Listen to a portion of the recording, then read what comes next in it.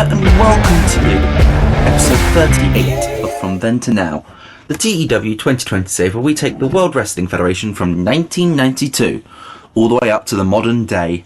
And today, we're in England, baby. We're in London. London's calling. We are here. It's the go-home show for SummerSlam, which also has got the final elimination match before the finals of the Sergeant's Daughter's boot camp. This is big. The boot camp's almost finished. We've got the SummerSlam, some major matches coming up on SummerSlam. We've got some special guests on this show. I'm excited. I hope you guys are too. And if you are excited, make sure you subscribe for daily TEW, well, not fully daily, but regular TEW content. Because, you know, only around half of you are subscribed, and I know we can do better than that. But I don't really have much more to say. I'm going to let this episode talk for itself. So let's get right into it. And well, it turns out I was wrong in yesterday's episode. Wembley Arena did exist before 2008. I didn't realise it was part of the old Wembley as well.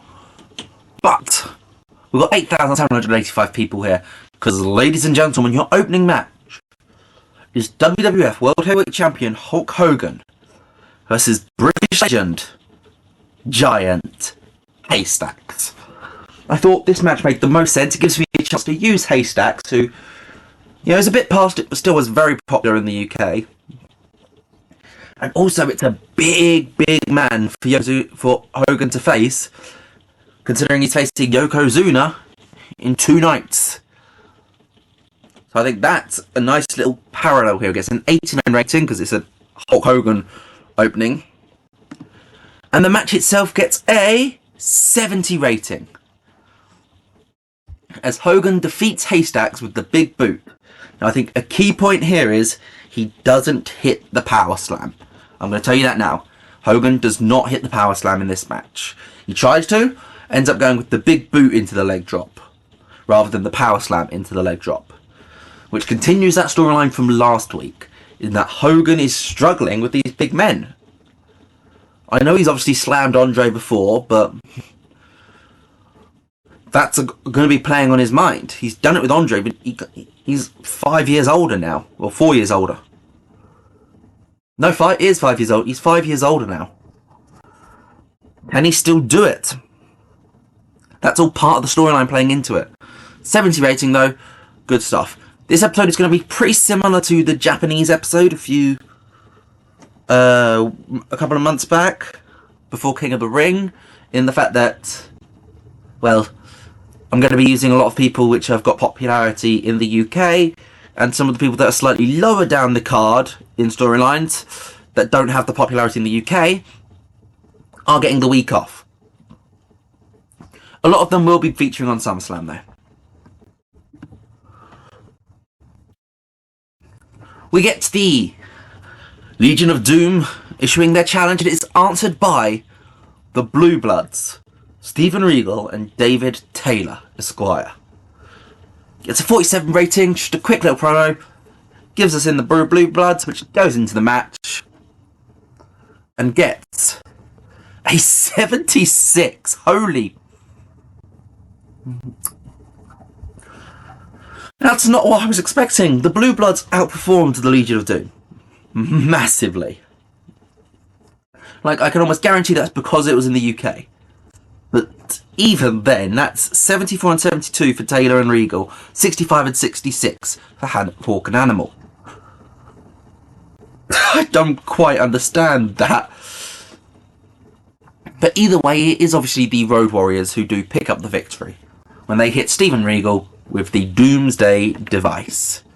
And after the match, the Blue Bloods sit kind of dejected in the corner, just sitting sloping. The Road Warriors come and offer them a handshake, but they kind of just slunk it off, slide out of the ring. And the Miracle Violence Connection comes out, and they beat down the Road Warriors. And the Blue Bloods look back, watch, and just walk away. They're not going to help them. Gets a 40 rating. You know, promos aren't doing as well over here, I've noticed. But we do what we can, because these matches are shocking me with how good they are.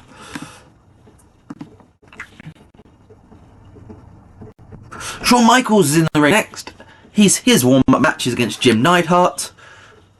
That's 3 back-to-back matches which have had champions in non-title matches. That's quite funny, actually.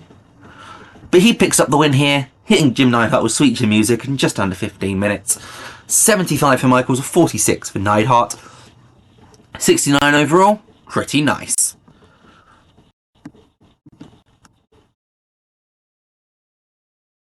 We then cut to a backstage area, and it's Bulldog coming into Bret Hart.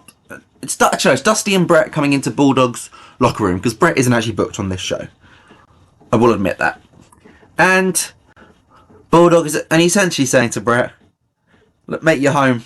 I wish it could have been me fighting you tonight, well, on Sunday, for the Intercontinental Championship, but unfortunately that's not how this is going to be. You're going to be fighting Shawn. But I wish you luck, my brother. You've got this." It's an 87 rating. Oh, and also, Dusty mentions a few faces outside who are trying to come in to see Bulldog.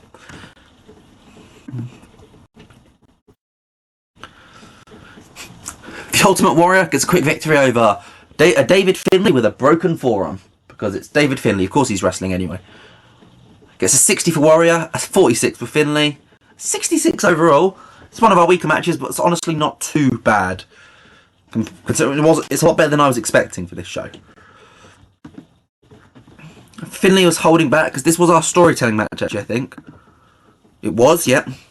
But Warrior picks up a win because Warrior's not really done much recently. He doesn't have a SummerSlam match. And, well, I'm not even sure how much longer Warrior's going to stay around here. But a quick victory against someone like David Finlay, a local talent. He'd done work for joint promotions in the past. I didn't give him the background because I don't think he's working there at the moment. I might send him down there, actually. Gets a 66 rating.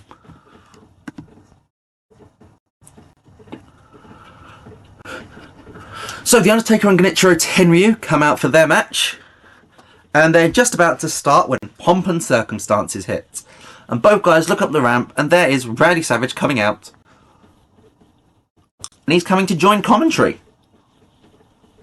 Ironically, the thing he did after his last singles match, before the match against Tenryu last week.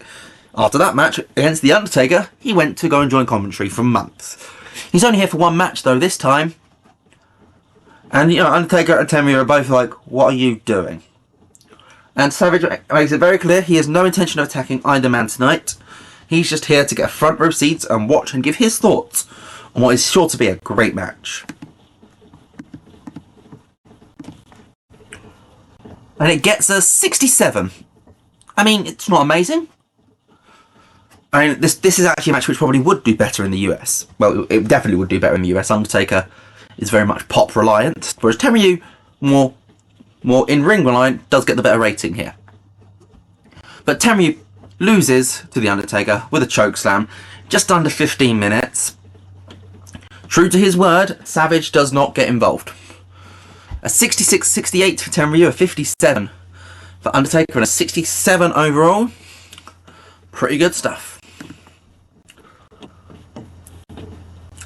And in our elimination match, it's finally happened. Scotty Riggs bit off more than he could chew. Jacobs obliterated him, and as you notice, this is the first ever time I've let somebody use a move to finish a match in one of these elimination matches. Glenn Jacobs defeats Scotty Riggs in just under 2 minutes in a squash with a chokeslam.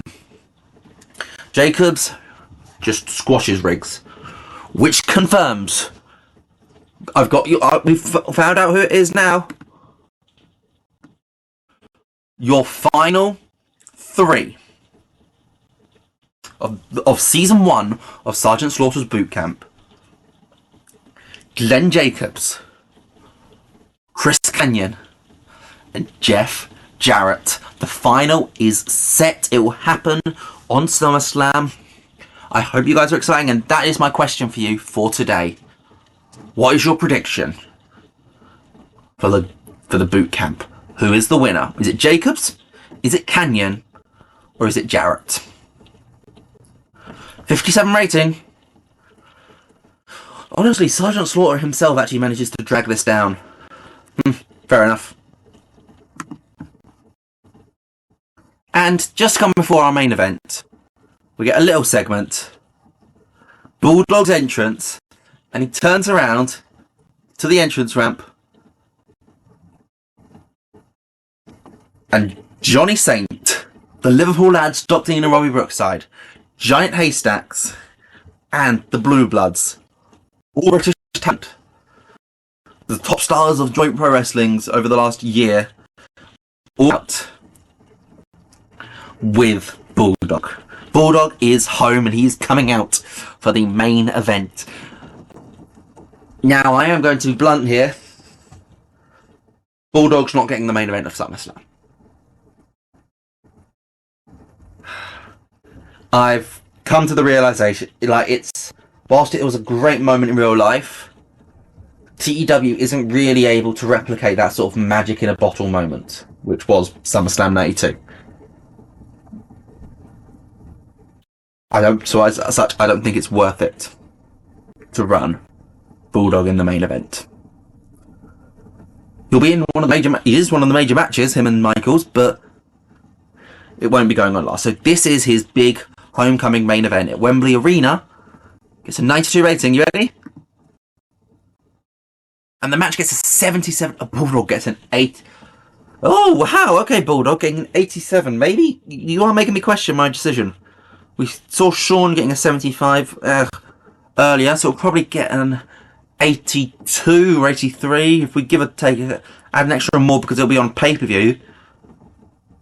Or maybe it will main event. Because Hogan Yokozuna is not going to do well. Fuck. I'm going to need time to think on this one. It gets a 77. Bulldog picks up the win. Just under 14 minutes with a running power slam.